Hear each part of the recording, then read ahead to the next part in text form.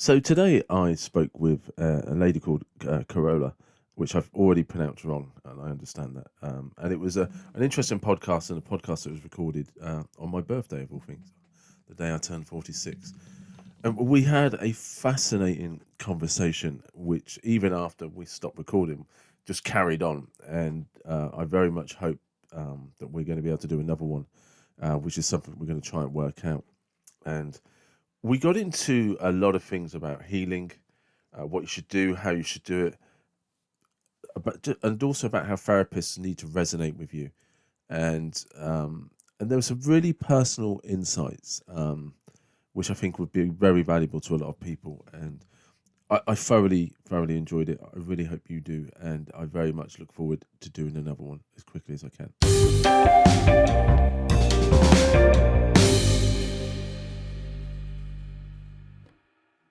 One. Good morning. Welcome to the David Watson podcast. How are you? Hi, good morning, David. It's lovely to see you.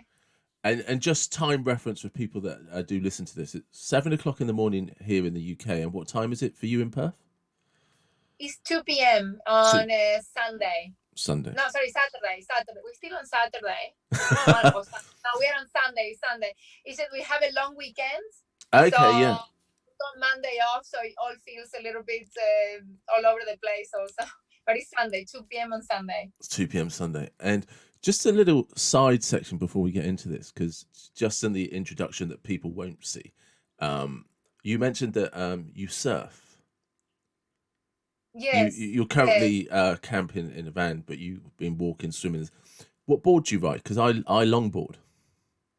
Oh yeah, we surf. I surf longboard like 99% of the time. Yeah. Yeah, I learned when after 35. So yes, I couldn't get into the shortboards. It was too fast, too difficult. So yeah. It's taken me a year to even learn to surf properly a longboard. Yeah, I wouldn't describe myself as very good. I started surfing about 7 or 8 years ago, and pretty quickly went towards longboards because it was just like, okay, this is a kind of size that I can manage, and not have to try and keep up with anybody. I can just do the smaller waves and just enjoy. And once I'm up, I can just enjoy the view. I don't need to do any tricks. I can just relax and enjoy that. Yes, I find that for me always been part of kind of my self-care or reconnection with myself is being to spend time in nature. Yeah. So I always got involved in different sports that meant or hobbies that meant to be in nature and truly immersed in there. So so I used to kite surf like crazy. And then when my body started going, maybe you're getting a little bit old for this, just because I was getting injured more and more often, and then my shoulders were aching and my knees were aching. So then I had to change to something a bit more mellow. And my next preferred sport was surfing and stand-up paddleboarding. So then I started doing those. I've never done stand-up paddleboarding. I've always wanted to. I've never had a been anywhere where there's been a chance to do it, you know. Yeah, well, I usually surf the same kind of waves that I would surf with a longboard, or even smaller. Yeah. Because with the stand-up paddleboard, you can just catch almost anything. Yeah, and it takes a lot less effort than even paddling with a longboard. Yeah, I like the idea. Bearing in mind, I've never tried it. I like the idea of it doesn't have to be about the waves. I could just go off and stand on a board and just paddle off somewhere. Yes, exactly. No, it's easier than surfing. That's for sure. I'm definitely going to have to give that a go.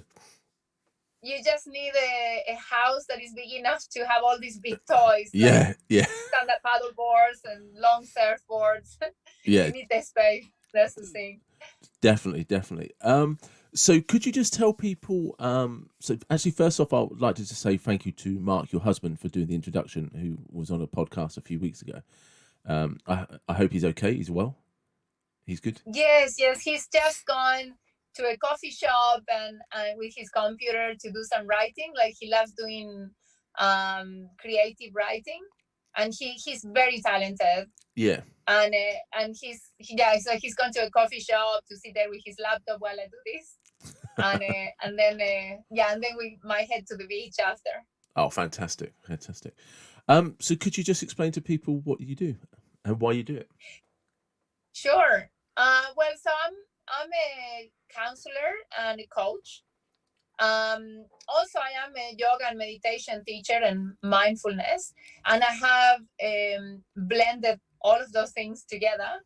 And I run. So I have private clients, but I also run workshops and I give talks to inspire people to learn more about themselves and to raise their consciousness, if you wish, and their emotional intelligence to avoid difficult times in life, or not to avoid them, but to learn to navigate them in a way that that doesn't lead to breakdowns or issues that can come up if you don't know if you don't understand your emotions and yourself. So yeah, so just seeing, working with clients one on one, I start seeing a pattern as well that it repeats in a lot of people. So I thought, why not teach these two groups to avoid the pattern to lead you to a breakdown. It's interesting. You said something. It's always something I find all of us nearly avoid because we need to be careful of who our audience is. But when we say like connecting to higher consciousness, you can call it spirit, you can call it the universe, you can call it God, however you want to describe it. But there is something about you have to try and connect to that part of you that you can't see. But when you silence yourself slightly, there is a voice or a feeling or an image. So what does that mean to you? Because I just refer to it Yeah. as like it's just the universe. I don't know. It's something I'm connected to. Yes. It's I personally, I'm I believe that it's important to connect to something bigger than yourself and knowing that you're part of that. However, not everybody is open to that or believe in this kind of thing. And I have a lot of clients. I have some clients who have, for example, they may come from a Catholic or Christian background, and we refer to God. And a lot of the Yeah. work that we do together, we mention that and we connect with it. Or we learn to connect with that force or that energy. I also have clients who don't believe in that and believe in energy, so then we call it universe or energy. And then I have clients, for example, that are from an Aboriginal background here in Australia, and then with them we connect to spirit and the spirit of the land and nature. But then also when I have clients who don't believe in any of this, um, we work on getting them to connect with themselves and to develop that hearing of the quiet inner voice that we have inside, for guidance, inner guidance, and understand where that voice comes from. And it could be from subconscious, memories and past beliefs, that shaped us, or it could be something else. And when we learn to listen to that intuition, we actually we tend to make wiser choices. We can call that intuition listening to yourself, to your inner guidance, to God, to spirit. We can call it any of those things. It depends who is the person that I'm working with. I always think we need to connect as a facilitator or therapist. We need to learn to communicate in the language of our clients, or those who believe that we can help them, or assist them. And and that's one way that I do it. But personally, I have a practice, and I don't give it a particular name to God or spirit or universe. But yeah, and I use a lot of meditation, and even being in nature and just feeling, just being in awe for life, and gratitude for life itself. Even sometimes I may be watching a bee going on into a flower, Yeah. and seeing the movement of the bee, and just saying, wow, how incredible is this creature? How incredible is this flower that is there to to connect with this creature, and that how that creature has a part in the whole of nature to keep us alive as well. And then you start seeing all the connections between the whole of life, and really admiring that intelligence that created all these connections, all this ecosystem to work together. And that is spirit, that is life, that is God, that is even part of us, because without that we can't live. If the Yeah. bees were gone, if the flowers were gone, uh, also there wouldn't be um, vegetables in the Yeah. in It's the true. in on earth, and then we would die ourselves. That's when we start understanding all the beautiful connection um, amongst everything that is alive. That's that spirit or God or universe, or yeah, the force of life itself. That's what is bigger than us. It's interesting because you said something and you referred to it as this like intelligent ecosystem, but we seem to be the only ones that don't seem to be aware that we're part of it.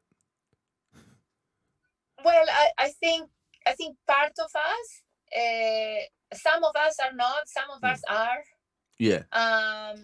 There is always there is always a combination of people who believe in it and who don't believe in it or are not aware, and that's okay too. That is part of the higher awareness, and that higher force is knowing that we are also imperfection in this ecosystem, with those who don't believe or not connected to it, and the ones that are. It's a little bit like when we call it the yin and yang. Yeah. There is a perfection in opposites. So that's when, if we start understanding that there is a bigger plan that we may not understand, uh, there needs to be people who don't believe, so the ones that believe stand up and get empowered to follow their hearts, and to defend or stand up for what they believe in. Without the ones that do the opposite, they will never exist, the good guys, if you Yeah. wish, or the Yeah. ones that believe in that. So we do need everybody. We need everybody with every perspective, and that's the perfection of the world and the universe, and more. Yes. Mm. It's that it's simple as it sounds. It's balance, and you can't have it Exactly. without the extreme opposites. You can't have somewhere Exactly. in the center. So, how do you help people connect, especially people who are resistant? How do you help them Hmm. connect? Well, the ones that are resistant, they wouldn't come to see me. That's true, yeah. But do you Uh, find some that uh, do come? Sorry, I don't mean to cut you off. I do yes, apologize. sure. Do you find some that they come to see you because they know that they need something, or they're searching for something, but there's a resistance to being open about all possibilities, if that makes sense. Hmm. Yes, they already have some kind of inner guidance to go and search for them, for someone that will have the torch to put that light onto the path, Yeah, because they can see, they sense and they know there is a path, but they can't see it. So they're just looking for someone that has the torch to illuminate the path, so they can keep walking yeah, and keep moving. And that's when people sometimes when they feel stuck, they don't come to see me unless they feel stuck. And uh, and and when they feel that there is another way to do things, there is another way to see things, but they can't do it. They've been doing the same thing for ages, and they feel stuck, and they seem to not see any results from their lives. So then they go and start looking for somebody to help them to get unstuck. And being unstuck means growing. It means to keep walking forward. But sometimes if we don't see the light, we don't keep and we don't know how. We don't know how to walk forward. So that's when you look for someone to help you to have that illumination of the past. And then they already, when they come to see me, they already made, maybe they're contemplating, or they made a decision in their head that they want to see something different. And without that opening, I couldn't get to anybody. And that is why sometimes when I give talks, I share a lot of personal stories when I give a talk, because when I share a personal story and I explain what I learned from that story and what solutions I found, people get inspired to go, oh wow, that's actually happening to me, or that happened to me before, or that keeps happening to me. Oh, maybe there is another way. And that's when kind of you plant the seed. I feel like I plant the seed, and it may grow tomorrow, it may grow in a month's time, in 6 months' time, in 2 years' time, but the seed is there. So that's what you do when you give a talk, and also sometimes even through listening to a podcast. Or I listen to podcasts all the time myself, and Yeah, same as that. and I love it. Yeah, because it opens my mind. As Yeah. soon as I hear someone's story and they go, "Oh, I tried this thing and that helped me with that," I was like, "Oh wow, I got the same problem. I'm gonna go and try it, or I'm gonna check it out." And it might not work for me, but at least I open my mind to something new and different, and I go and try it. And many times it works, and other times it doesn't, and that's okay too, because then I know what is not for me. Yeah. That makes perfect sense. And what have you found that's not for you, that you've tried? I would say,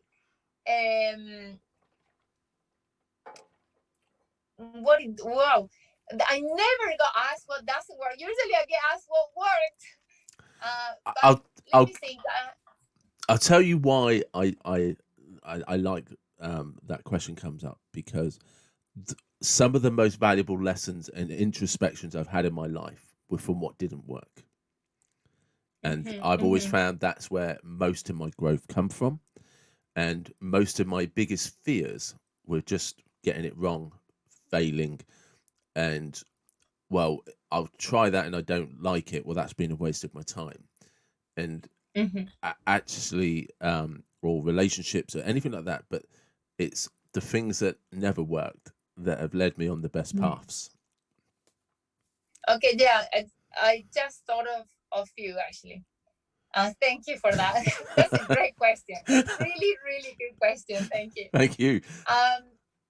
So some things that haven't worked for me is to go, for example, when I had some kind of trouble, something troubling my mind, and I knew that I didn't have the tools to deal with it, I gone to a therapist, and then that therapist didn't build rapport with me, and then I felt that therapist wasn't there holding a space for me, and it wasn't making a connection. I felt like there was a wall between me and the therapist, and then I lost faith in going to therapy.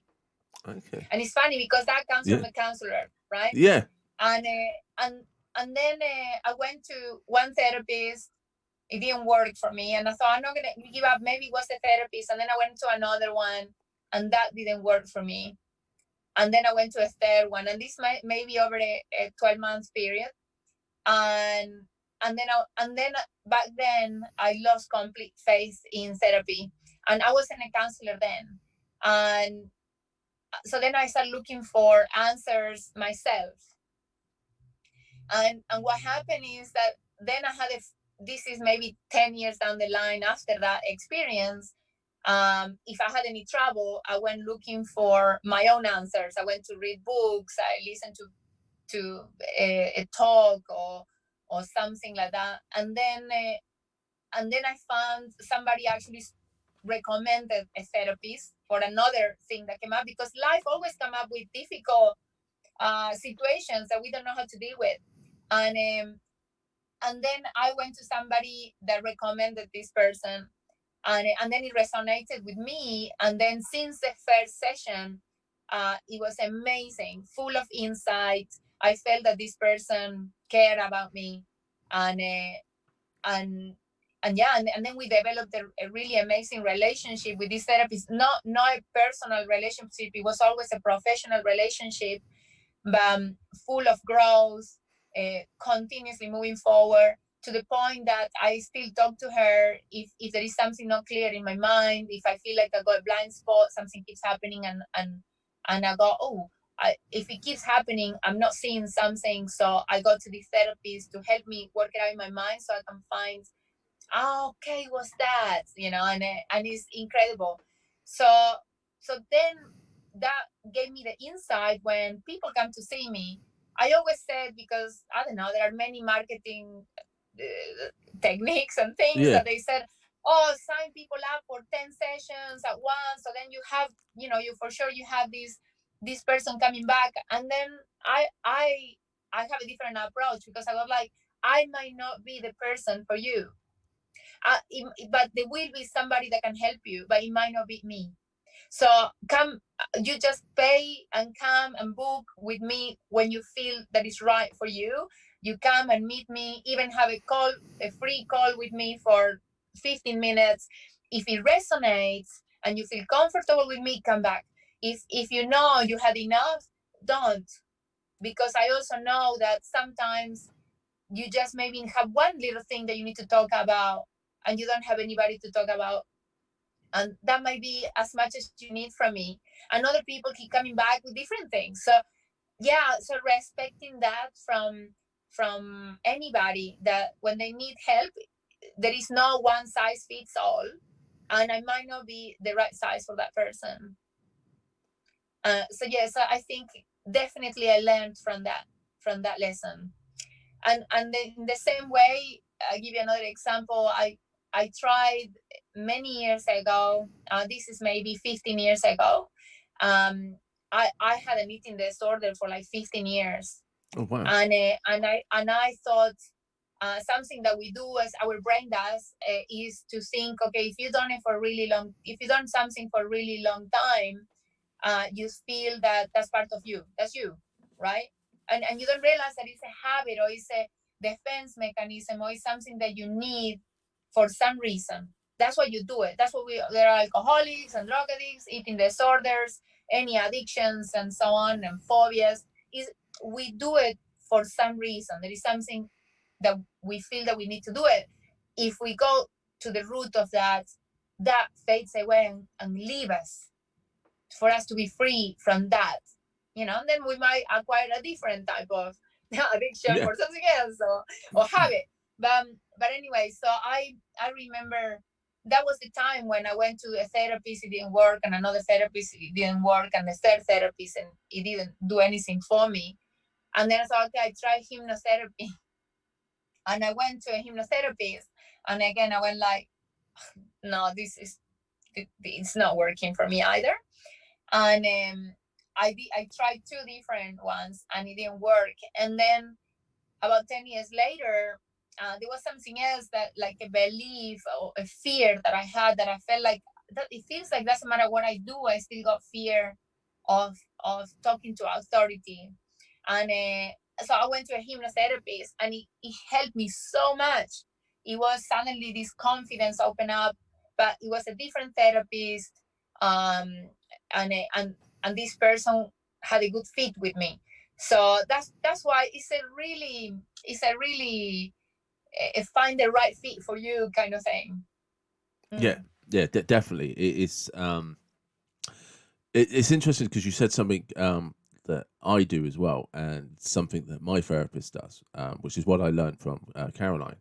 Is yeah, I never do sessions where block sessions. No, no, you come and see me as and when you want, and as if that's weekly, that's monthly, 6 monthly, and I learned that from my own therapist, who was just like, no, no, no, we're not doing these discount offers of 6 sessions, 10 sessions, or do you know what I mean? And that was a big learning curve for me. because it was just like, Yes, yes. you know, just yeah, just that. It's I said no, no, no. This relationship on an emotional level can become very intimate, and Absolutely.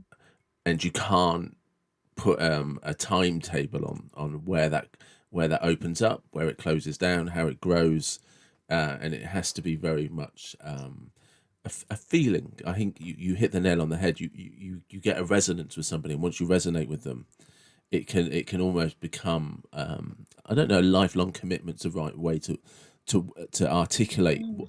but it becomes actually I'm probably always going to be seeing Caroline for some reason, you know, Mm. even if it's Until just she retires. yeah. I won't let her retire.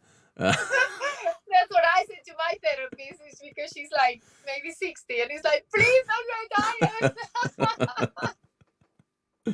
You know, Otherwise, I had to tell my story to someone all over again. yeah. But that's actually, I mean, that's an incredible that's a really good point, because yeah, there's nothing that Caroline doesn't know about me. Do you know what Oh, I mean? sorry. No, that's Yes, okay. yes. Um, if this was a different time of the day, my niece would walk in. Yeah. But yeah, there's because they know your story. You Hmm. resonate with somebody, and you make that connection with them, and Absolutely. they know everything. And something that you said that I very much connected with was when there's, and I want to go back to it as well, because you said at the very beginning about repeating patterns of behavior, and that's one of the therapies helped me with the most, is these repetitive patterns of behavior, and where do they come from. um, Mm. but I will recognize them, but Caroline will see them, and Yes. and she's like, you do realize that you're doing this, and then I'm like, oh, oh right, oh, I suppose Mm. we better have a talk about this then and find out why I'm doing that again. Yes. It's incredible because um especially when you trained, Yeah, and then when you actually have, well, sometimes when you train, and then also when you have overcome things yourself, um you become really good at seeing it. It's like suddenly there is this light over these kind of behaviors, and then you start seeing it on other people, and it's very clear. It's like, oh my god, you're doing this the whole time. How can you see it? But you can see it. And the same happens to us. We have a blind spot. So even as a trained therapist, sometimes we can have the awareness to go, oh my god, I'm doing this. But many times we don't see our own stuff. We see it on other people, but we don't see our own stuff. And that's why it's so important to have somebody that has the awareness. It could be a friend. It could be a friend, but this other person has the awareness to see what is it that you're doing, and they can tell you in a way that doesn't feel like a judgment or pointing the finger and so on, and that's so powerful. If we are humble enough to accept that we are imperfect, and we constantly do weird things, and we have habits that are unhelpful and so on, is is so helpful, because I always say that life is constantly giving us um, warning signs of what we doesn't serve us any longer. So life is giving us feedback, and that may come in a package of your partner constantly going, no, you always forget this, or you're yeah, not doing this, or you're not doing that, or so that's the thing. Like, we sometimes we just don't realize that we're doing something.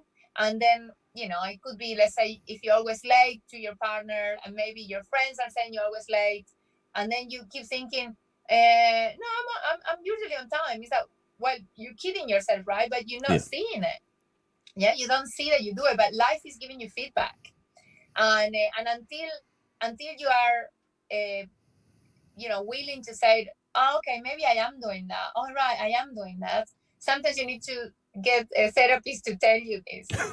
And the therapist is also trained to see things, so they will see even further and deeper. And that's why I said, we all need a therapist. You don't need to be constantly in therapy. You don't need to be seeing someone the whole time unless there is something that you're working on.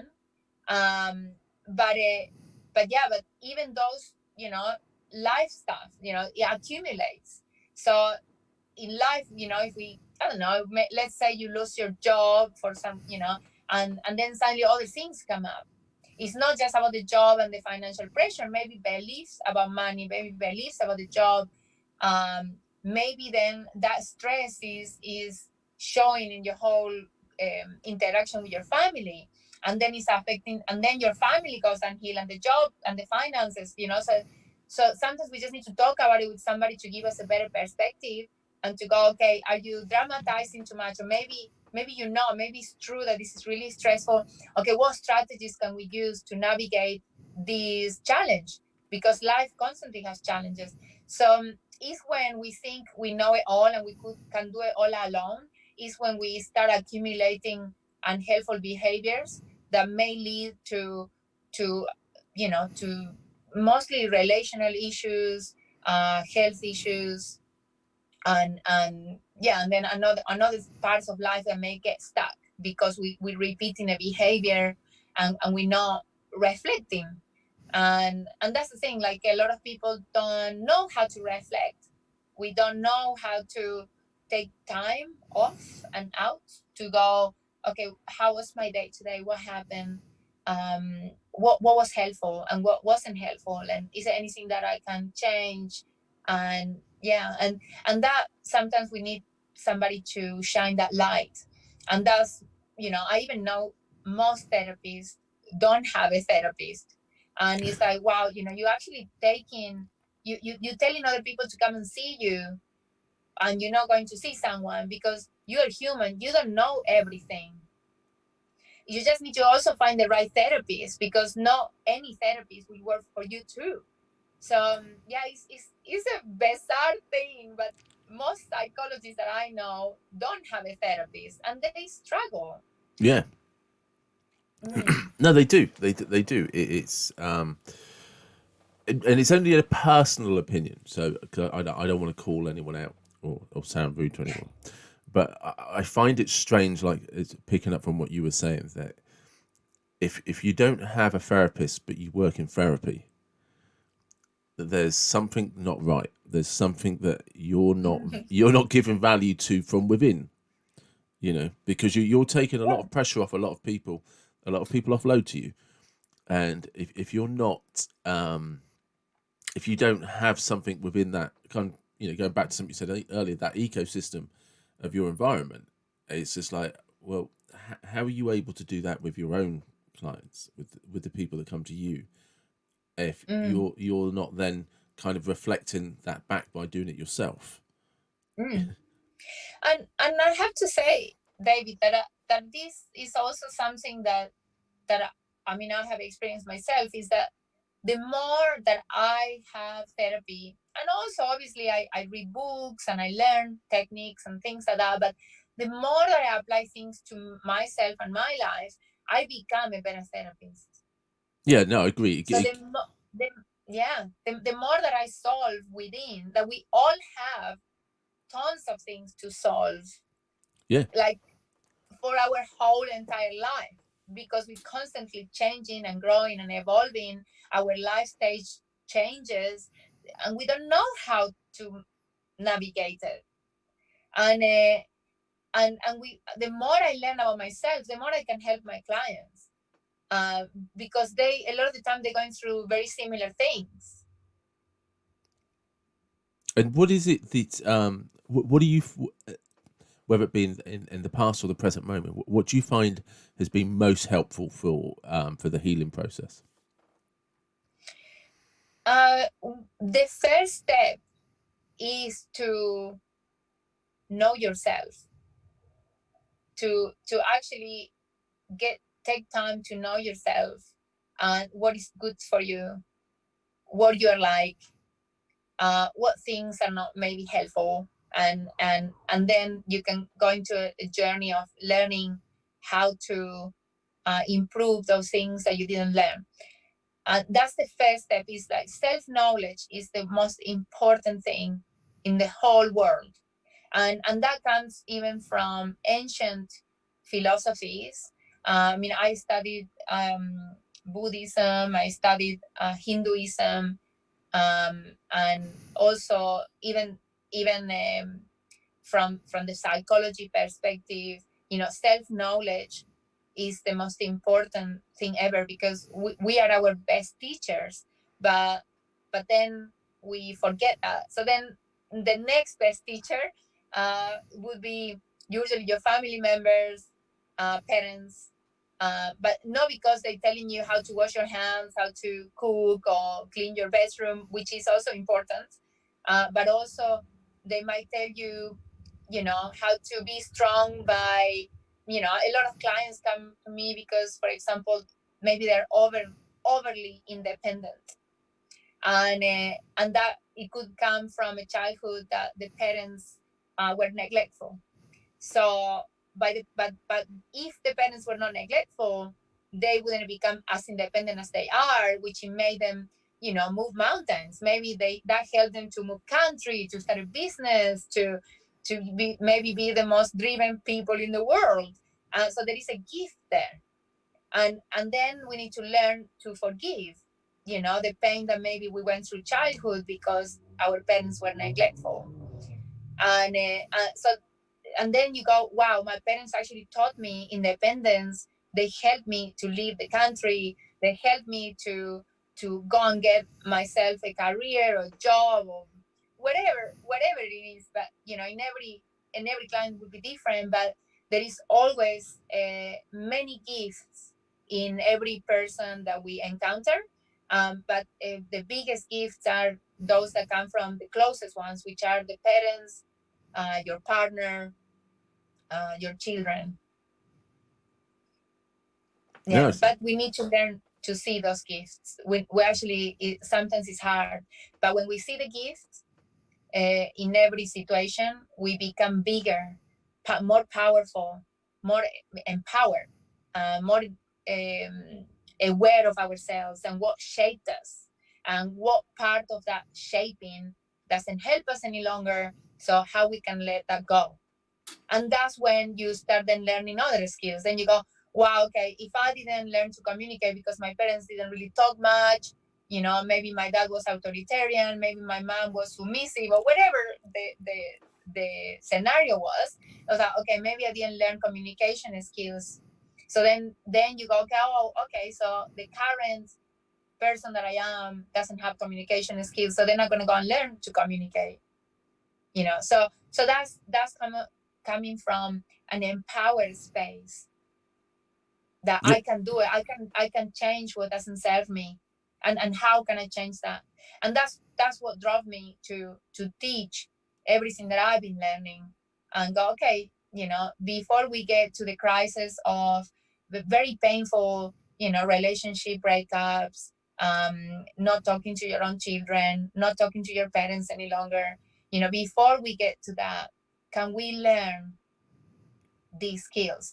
But then how do we learn about ourselves? What is it that is giving me so much pain, that is stopping me from not talking to the people that I love the most? So that's when the self-inquiry, self-knowledge comes.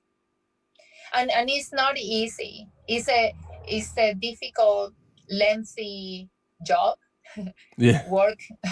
But at the same time, it gets easier with time. And the more humble that we are and more open, the easier it gets. And then the results are just incredible.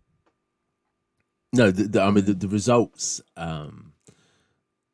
Yeah, when people go in that direction, you can see the evolution of how they change and how they start to recognize themselves for who they really are. And Mm-hmm.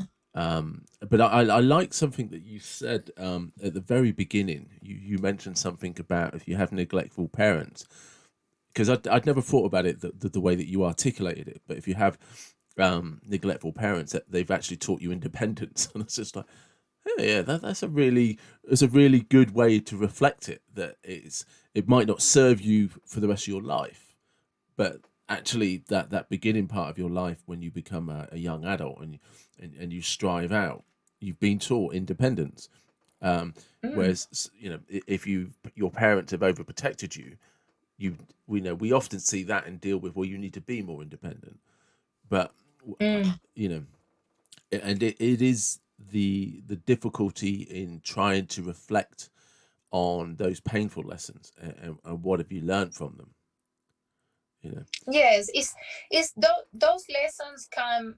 They are painful because we wish our life was like what the media sold us. Yeah, We wish our life was like in Disneyland, and life is not like Disneyland.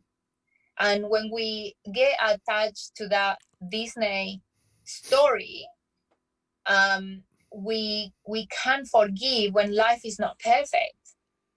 And life wasn't meant to be perfect because otherwise we wouldn't grow. We would be quite dull. We become really rich when we go through every experience, challenges. We all going. Some of the talks that I give um, are a lot around. It's okay that life has challenges. It's meant to, yeah, and you are meant to grow with it. That's why they're there. You are meant to keep growing. And when it's really, really painful, it's because we still have the memory from the 5-year-old child that dad or mom wasn't there when they were hungry, or when the dog died, or we still have that memory inside from the 5-year-old, the 4-year-old. We carry all those ages within. I carry in me, I mean, I'm 44 now. I carry within, the 3-year-old, the 4-year-old, the 11-year-old, the 15-year-old. And there are memories all along my lifespan until now that shaped me. Some of them were amazing and beautiful, but the ones that you remember, you're like, oh, are the painful ones. And the ones that we haven't digested are the ones that are like, they're like a little, thorn that we kind of protecting, so it doesn't hurt. So don't touch there because it hurts, but you actually need to open, let it hurt so it can be pulled out and then heal. mm, And that's when some of the different therapies come in hand, is to go back to heal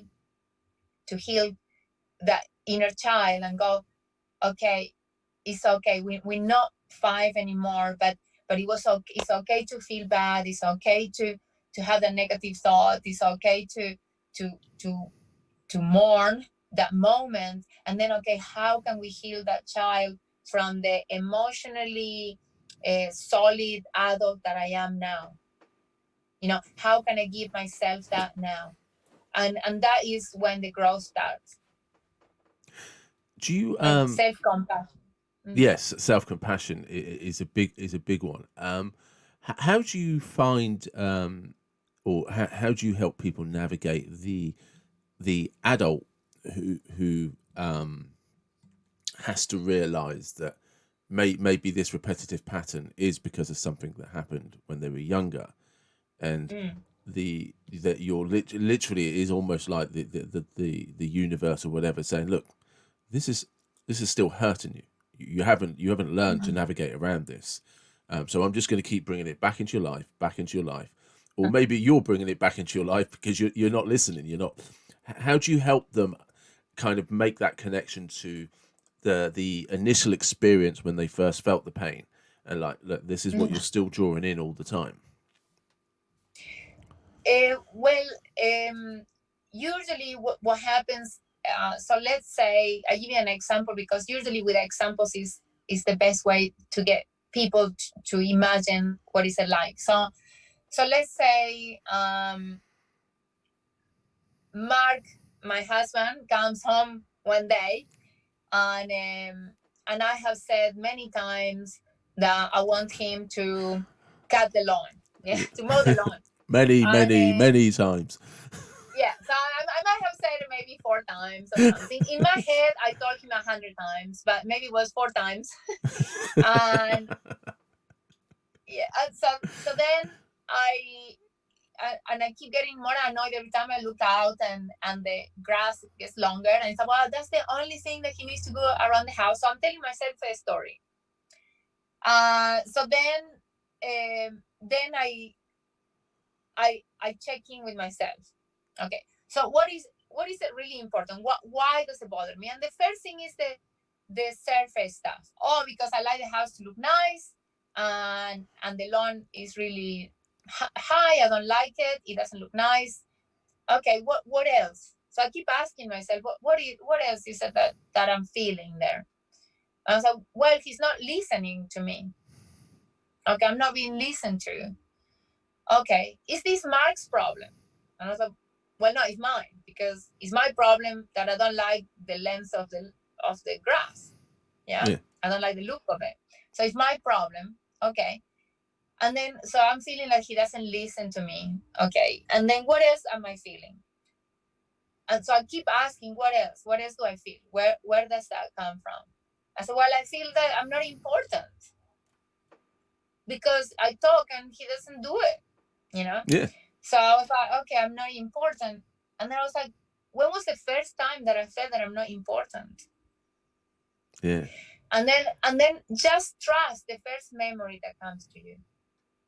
And for example, in one of the examples, I could come many examples from my childhood, but one that keep coming up is when my mom was very quiet, and I remember I was about 15, and I asked her, why you never ask me how I am? And then she said, well, because I don't like talking. That was her answer. Yeah. And I just felt like, why can't you just ask me why you never think of me? And that was so painful. Mm. And then I have to go back and I go, okay, but Mark is not my mom. Yeah. And is that true now? Is it true what I'm thinking? Is it true that Mark doesn't think I'm important? And I was like, well, no, I know that Mark loves me so much, and he does so many other things for me, like so many. And I thought, well, this week he did this and that, and he went and got stuff for my business. He took time, from his work to go across town to get something for me, and so I am important to him. But he has done the lawn, And then hasn't he? and then I was like, okay, maybe he just haven't had the time because he's been focusing on other things that are more important for me than the Yeah. lawn, and he's exhausted.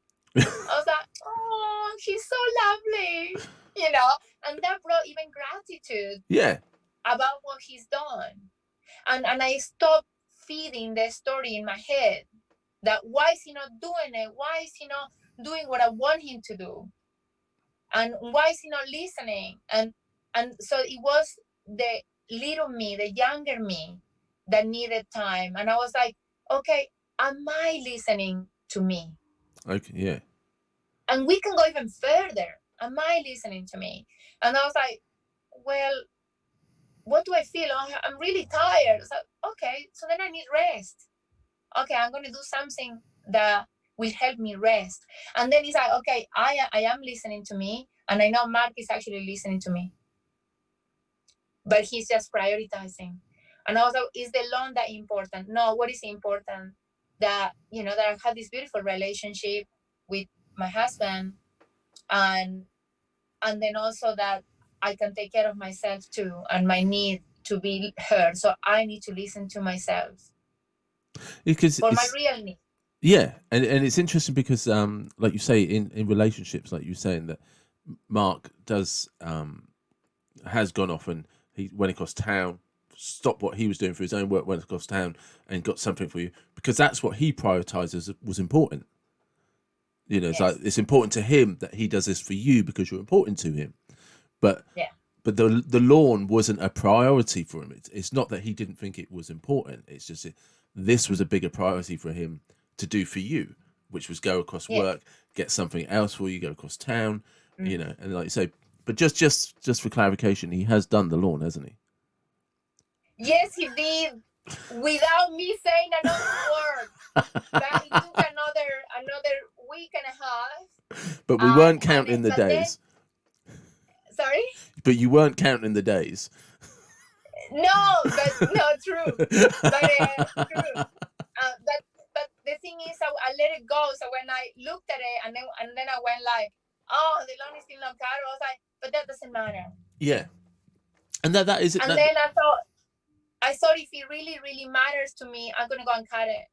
Yeah. And then there is another way also, because I also counsel people about their relationships, and that's when I also go, okay, if I cut it, would it be better for me? Do I really want to cut? Can I cut it? Do I have the time to cut it? And then I can do it myself. And in the other hand, if it was something even more important that perhaps your partner is not doing, is also learning to have that conversation and say, listen, this is really, really important to me. Um, can you tell me what's going on for you, and how can we work it out, so we have a plan that we don't have to discuss this any longer, or maybe we keep, we have maybe a routine that once every 6 weeks, so then you have strategies around things that are important to you, and a way of communicating to your partner or anybody, your friend, your mom, anyone, to say, okay, this is important to me. How can we work it out? Can we work something out? So that's another thing. But in the self-reflective manner, in the self-growth manner, also is very important to know where that came from. Yeah. And I had that conversation with Mark. I actually told him this whole story that I was telling myself in my head. And I said, and I know you're doing all this stuff for me. Thank you so much. I'm thank you. And sorry that I nagged you a few times about the lawn. I said, you know what? Whenever you want cut it, and if I really want to cut, I will cut it myself. But I say thank you for everything else that you do for me, and even that acknowledgement to anyone inspires the person to actually go and do whatever would make you happier, because they know you acknowledge all their efforts. And that it goes so far. It's beautiful. It's all about love, David. Like, actually taking it down to the bottom line of the human experience. Yeah. Is all about love, and that was love. Look, Wasn't me mandating the lawn to be cut. It was the love that he's giving me in a different way, and recognizing it, acknowledging it, and being grateful about it. It just grows the relationship to another level. I think that's really that's so important, especially for anybody that might be listening to this. Is before you start picking somebody apart because they're not doing, because you think they're not validating you, that you're not important to them, what they're not doing for you. Have a go at picking apart what they do for you, and are they actually making you, even if you don't necessarily feel it because you've never done the exercise of what does this person do for me, because you might discover, like you said, that actually you're the most important person in their life, and they prioritize a lot of things for you, but it's what they think is valuable, and they can only go from their place of their own value system, Absolutely. which will often That's spot reflect on. what's valuable in their life, and they will then, okay, right, well, this is valuable to me, so it must be valuable to you, so I'll take that on for you and prioritize all of those things for you. And they honestly believe that they're coming from a great place, really from the heart, and they love you dearly, but Yes. they're doing it because it reflects their value system. Yes. So they then don't understand why they're getting told off for something they didn't do, because they're like, but I did all these things. And yes. Like you said, if the lawn just isn't valuable to Mark, it'll always be difficult for him to make that priority, because he literally just won't be on his radar. But when it's work related, because Mark is self-employed as well and runs his own business, when you want something for work, that's a big priority for him to help you do it, because that reflects his value system. Yeah. Yes, absolutely. That's so important, and for any relationships, and including our parents and siblings, and but relationships like partnerships, that's paramount to understand, and to be able to communicate what is important to you, and why, so the other person can understand it, and then you can even tell them, so this other thing that you're doing is really not important to me. Would you, can we come to some kind of agreement? And this is the issues that come up in relationships. It's all about the house chores, for example, the home chores, um, money, how we spend time, quality time. All those things are actually big relationship issues. That you can do a whole podcast on house chores, Yeah. and and how to negotiate, manage that, because yeah, it goes down to values, standards, ways of being brought up, what is important to everybody in the household, and how we communicate that, because no one likes being told what to do. No one. Children don't like it, adults like it even less. So Yeah. so Yeah. yeah, I always said it's important to, to be kind, to appreciate. And actually, this is something that I always give my clients, because women, we have very different priorities or different ways of looking at things a lot of the time, just different. We are wired a bit different to men, which again is to overall perfection. That is, because we actually complement each other Yeah. incredibly. But then we need to learn to navigate how do we navigate it? And then also, women, especially if you got children in the household, sometimes you end up extending that nurturing, mothering style from the children to your partner, and then you kind of mothering your partner, and that's not helpful. So then having that self-awareness, what am I doing? So anyway, in a nutshell, I always said to the ladies that come to see me, that are moms, use a 5-1 ratio. So you need to praise your partner 5 times for every one criticism that you give them. 5 good things, and if you haven't come up with 5 good things, you're not allowed to say one bad. So, Wow. and then that changed people's lives around, Yeah. Yeah. I can because imagine. because it's then they realize how much they just nagged, or they just, because they extend that, do this to the kids. You teaching a child what to do, in every level of their lives, and then you kind of try to tell your partner also how to do things, and they go their own way, and you have to appreciate that, and appreciate who they are, what they're trying to do, and so on. So yeah, it goes a long way, being able to praise people, and to be honest, sometimes uh, older generations didn't understand, didn't know this. Yeah. So we have learned a lot from obviously our parents and grandparents. So we haven't learned a lot of the new relationship style.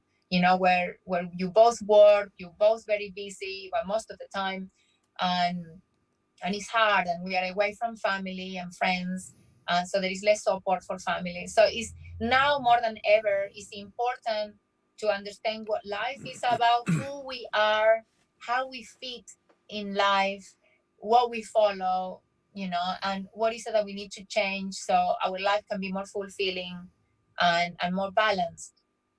Okay. So, what is? Because I know you and Mark have some new projects coming up. What is the vision for the future? Well, for me, well, with Mark, we haven't worked together yet. um he's been helping me more with the practical parts of the business, like marketing, and so on. But I have a vision. That he shares too, that at some point we would like to immerse, or kind of who he is and who I am, and then the masculine energy and way of thinking, and the masculine approach with the feminine approach, and be able to work with couples and families, and also give more insights to to how we can navigate challenges, as a couple as well, because we notice there is a huge rate of, obviously you know too, of divorce, separation, um, and I'm sure if we all learn to navigate these things, we learn more about ourselves. We can actually uh, help people to, but not help, but serve, from a service kind of point of view, to prevent these big problems from growing. So yeah, so we envision to, have like education programs more than therapy, for as a preventative measure for relationships, and also because if you think about it, these couples, some of them already got kids, and some, maybe they don't have kids yet, and this will be the future generation. So the more that we nurture our family units, uh, the more progress that we will make for in the long term. And then again, if I bring back the terminology of consciousness, Yeah. I just like to call it like conscious living, which it doesn't take it to any esoteric meaning. It's just being conscious about how we live our life, to be being aware of how we want to live our life, and what do we need to do to bring more balance, more fulfillment. Yeah, so that's how I see it. I envision more like a emotional intelligence school kind of thing. I like that.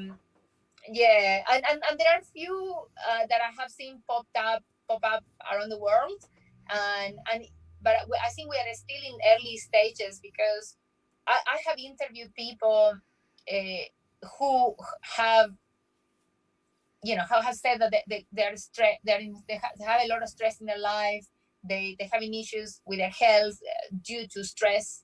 They have relationship issues, but they kind of waiting for things to change kind of by magic, and they say, oh, it's normal because everybody got this, everybody got issues, everybody are, everybody's stressed, and they make it normal. Yeah. And it's like, well, I know many of us are feeling this way, but we don't have to stay there until everything breaks down. Mm-hmm. So at the moment, what I see is, or what I have experienced is that there is no awareness of the ripple effect that it has to live on edge all the time, on a go, go, go, and not really understand who you are, why you're here, and what is this experience called life, what is like to be a human being. And just every day, you just get in a rat race, and you don't even know who are the people that you live with, and sometimes you don't even know who you are, and that's why, uh, at the moment it doesn't work as a business, because a lot of people don't see the value of growth Yeah. before everything goes pear-shaped. So where people come to see me is when they're already in crisis, not pre-crisis, not, oh, I noticed that I'm doing something and it's not working. I'm feeling disconnected from my partner, or I'm feeling disconnected from my children, or I'm stressed all the time. There must be another way of living. They don't actually invest in that. So that's why at the moment all my talks and workshops are actually from offered to corporate environments, because in corporates, because they've seen a lot of effects from stress, they they have now a well-being budget, Yeah. and mental health. I mean, a lot of it comes from mental health. So I'm a mental health first aid trainer, and I always try to bring some of what I teach to my clients, wave it into this training. So sometimes I think this is like spirituality in disguise, Yeah. or this is personal growth in these guys when I teach these kind of workshops, because people do start thinking about home and how things could be different if they learn these skills on stress management. What is stressing me? What are my values? Am I living according to my values? Who am I? And then they go, right, this is how I am, or these are the things that I do and they're not helpful. How can I change them? Well, if you were going to, and it's not a simple question, but I'll throw it out to you anyway, and then ask you to make it a simple answer. I'm good like that. Is excuse me. Sorry. Where do you think this fear of change comes from? Oh, many places. I have asked people about it, and the fear of change sometimes come because, depending on your background, sometimes there is no fear of change. Sometimes is an attachment to who you think you are, and that I can go back to that, to that experience that I had with my own eating disorder, that I thought part of who I was, it was that, was that person that felt this way about food, and these are the things that I need to do to deal with my stress. No, so then that was I thought that was part of me. So when I'm not aware that my problems are not part of me, how would I want to change? Yeah. Yeah. So there is a lack of awareness. That's the first thing. Second, other people who've gone through a lot of trauma, or situations, very difficult childhood situations, they're afraid. They're afraid of going back there and feeling anything that went wrong, and they just try to shut it away in a little box, in a dark little box in their hearts, and they protect it that no one goes in there. And the thing is, in that protection mode, um, there so much energy goes there, and when we protect in our heart like that, then we also protect in our heart from fully feeling the absolute joy of life. And then people get used to living in a very busy kind of way, so they have to be busy all the time, so they don't feel much. And and then also they shut down. I got clients who came to see me because they feel numb, and they don't know why. They just don't feel anything. Yeah. And including the joy of having children. I had a male client that came to see me because he had two kids, one 3 and another one 5-year old. And he said, I just don't feel anything. He didn't feel, he said, I know I love them, like there is a knowledge that I love them, but I don't feel anything. I don't feel joy. I don't feel sadness, but I don't feel joy. And I don't know why should I keep living, although I know I need to keep living because I got these 2 kids that I need to raise. And that's so sad, because emotions and relationships are the flavor of life, the fire of life.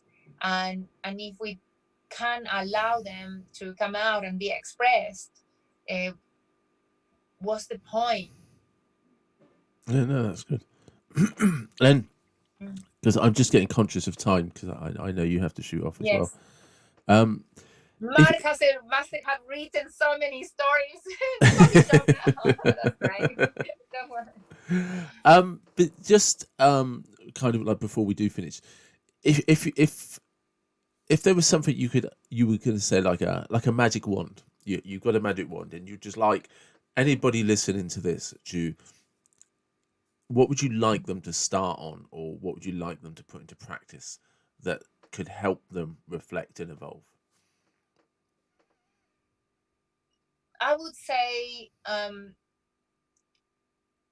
to slow down. Okay. To slow down, but have moments of stillness, and to see what's really going on inside of them. What is it that they're feeling? And if they can work it out, because sometimes we learn to not feel, and to, to only feel the joy, and anything that is not joyful or positive, we suppress. So when you don't feel joyful, and or you're bored or whatever, like, go, what is it really, what was that trying to tell me, that moment of stillness and self-reflection. If you don't know, then try to find someone that can help you to see that. And don't stop with the first therapist. You might be lucky that the first person that you see is, is great, but then maybe if it's not, don't stop there. Sometimes also by recommendation also is good, somebody else that trust someone. But try different things. And if you don't want to find someone to help you, so these are all the different options.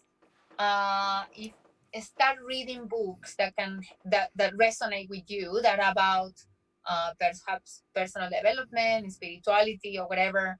If you feel that you cannot communicate with your partner, go and find out what is a relationship, why relationships, how they can thrive.